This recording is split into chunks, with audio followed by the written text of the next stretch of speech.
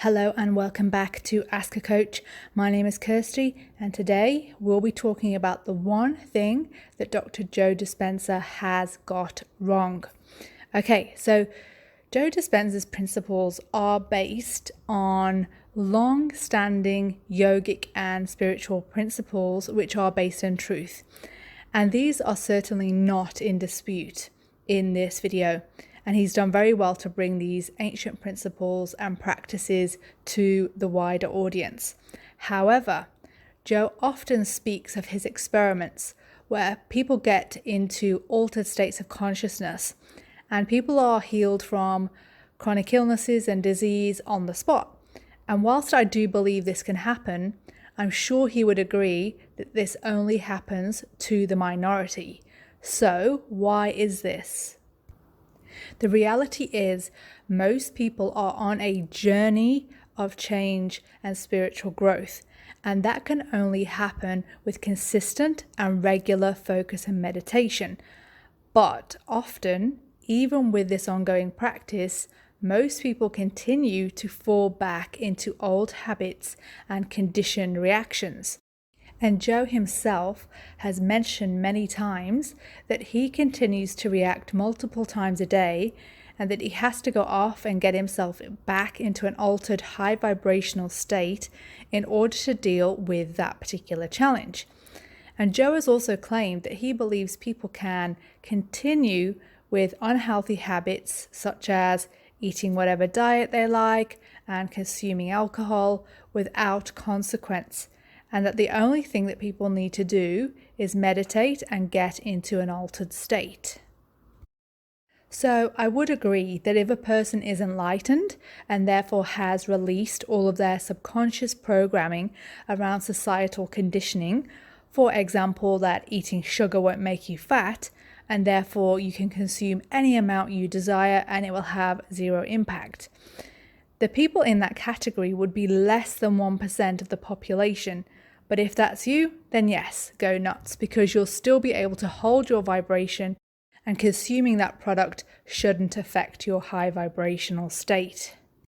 However, most people in the Western world are nowhere near enlightened and move through high to low states of vibration throughout the day, every day. And the fact that Joe states that on a daily basis he continues to react tells me that he is missing an important piece of the puzzle.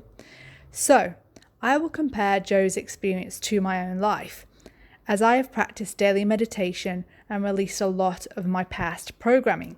So my reactions have become less and less over the years, where often, for many days in a row, I will be living in a state of contentment and peace, and even when challenging situations arise, for example, I recently invested in a laundromat to generate passive income, and a few days ago a homeless person went in, trashed the place, stole things, was accosting customers, and basically that meant no one dared to go in, and so no one spent money in my business that day, and I had to call the police. Yet, I remained emotionally unfazed and just dealt with the actions that needed to be taken to resolve the situation. Now, once upon a time, I would have found this extremely overwhelming and stressful, yet I remained completely emotionally unaffected. This is really a clear indicator that my vibration is high and that I remained in that high vibrational state even though the situation was a low, stressful vibrational state. So, what am I doing differently? My practice includes much more than just daily meditations and getting into that high vibrational state. And for many years, I've used tools to release emotional pain and programming from my past, as well as not consuming products like meat that are not only extremely low in vibration, because you're essentially eating death, but you are also consuming the cortisol from the adrenaline the animal experienced as the fear engulfed its body, knowing its impending death. This is poison to the human body, and once consumed enters our cells and remains there.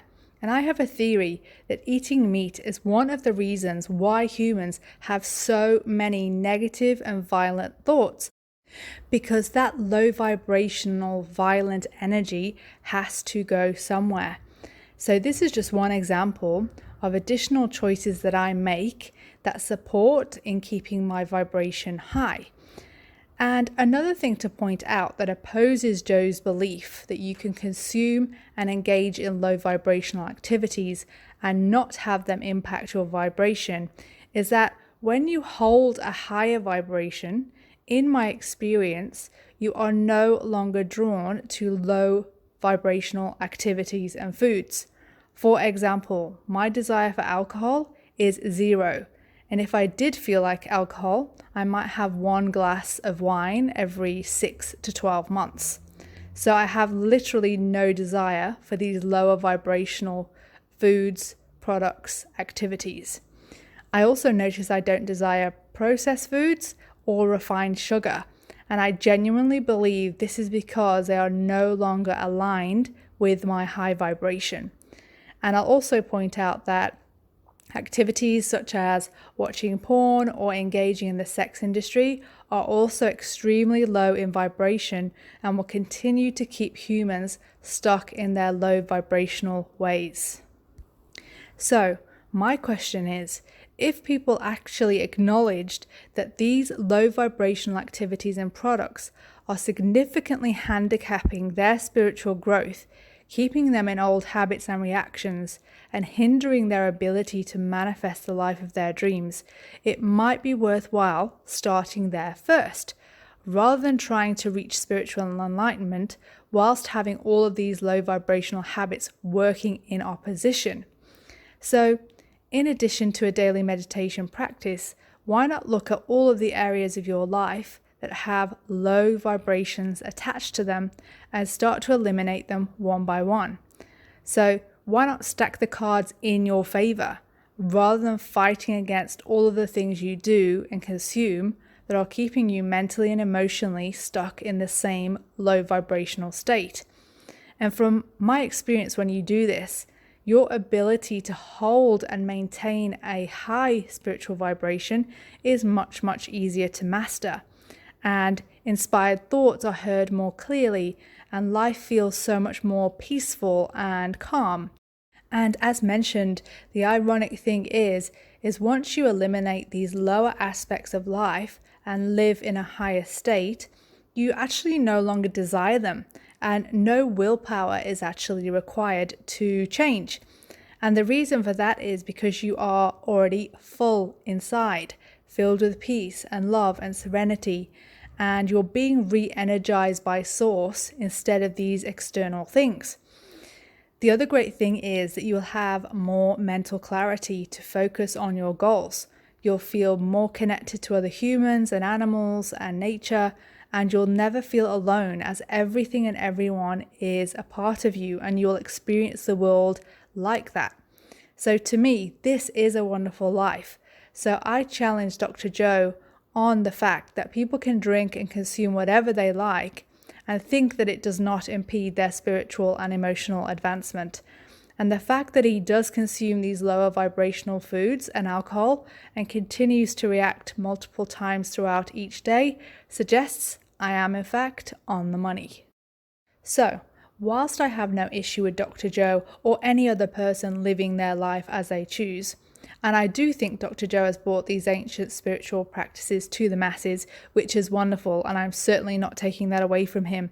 I do take issue with him saying that humans can live and consume anything they like and it not have consequences on their vibration and spiritual and mental health.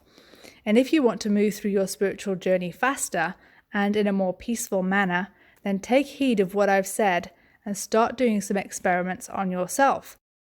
So, until you have eliminated all subconscious conditioning around what's good and bad for you, like the enlightened 1% of the population, then eliminating lower vibrational food and activities from your life will fast track you on the path to achieving the life of your dreams. So there you have it. I hope you enjoyed the video.